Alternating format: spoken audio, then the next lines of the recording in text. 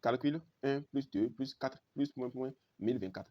Alors, si vous avez ce genre de calcul à faire, il faut se poser seulement deux questions. Est-ce que notre somme respecte une suite arithmétique ou une suite géométrique?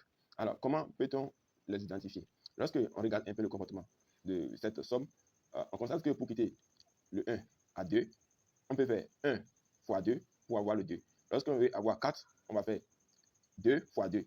Donc, lorsque vous quittez un plus 1, d'accord, avec le second terme, doit donner le premier terme fois un réel q, qui est la raison.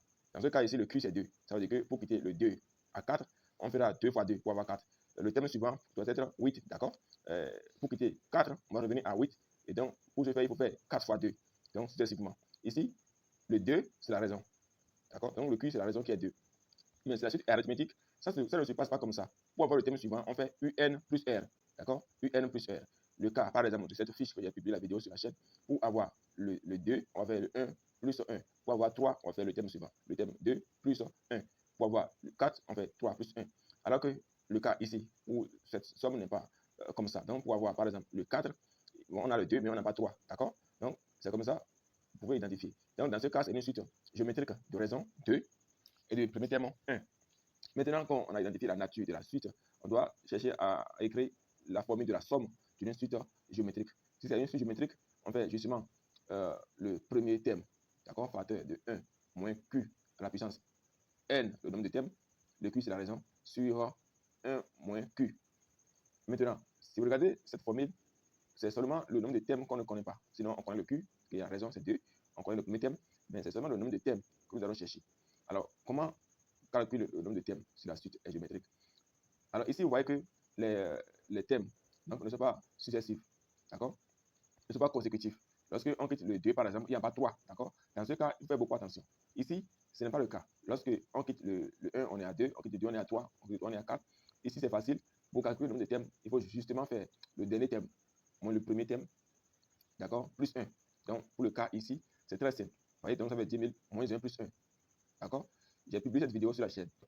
Maintenant, dans le cas où la suite n'est pas arithmétique, que c'est géométrique, vous voyez qu'on n'a pas les thèmes qui sont consécutifs. Dans ce cas, qu'est-ce qu'il faut faire? Il faut rendre les thèmes consécutifs. Donc, vous devez connaître que le 1, ça fait 2 puissance 0. Donc, tout nombre la puissance 0 donne 1. D'accord? Et le 2, ça fait 2 puissance 1. Le 4, ça fait 2 puissance 2. Donc, si on va continuer, on trouvera le 8, d'accord, qui est 2 puissance 3, et 16, qui fera 2 puissance 4, jusqu'à avoir 2 puissance 10. 1024, c'est ça qui est 2 puissance 10. D'accord? Donc, ça veut dire que ici, tout au moins, on a les puissances qui sont consécutives. D'accord? On a 0, 1, 2, 3, point jusqu'à 10. D'accord? Donc, pour calculer le nombre de termes, ici, on va attaquer maintenant les puissances. Donc, on verra que ça va être 10 moins 0. D'accord? Plus 1, 11. On connaît apparemment tous, on peut maintenant calculer la somme. Donc, on a dit que maintenant qu'on connaît tout, on connaît le premier terme, ça fait 1 facteur de 1 moins q. Le q, c'est 2 à la puissance, le nombre de termes qui est 11. D'accord? On peut calculer ça ici sur 1 moins 2. Bien, lorsque on a à la puissance, on a 1 qui multiplie tout le nombre, 1 fois tout le nombre donne toujours le nombre. Donc, on peut laisser le 1. Donc, en haut, on a 1 moins 2 puissance 11, d'accord, sur 1 moins 2, qui est 1 moins 1. On peut envoyer le moins 2 en haut, d'accord? Donc, ça fera, en haut, on aura moins 1 plus 2 puissance 11, d'accord? Moins 1 fois 1, ça fait moins 1. D'accord, moins 1 fois moins 2 puissance 11, ça fait plus 2 puissance 11. On peut réécrire autrement.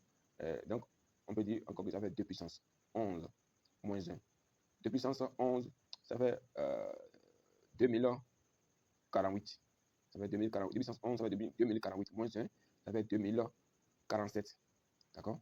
Donc, notre somme ici, ça fait 2047.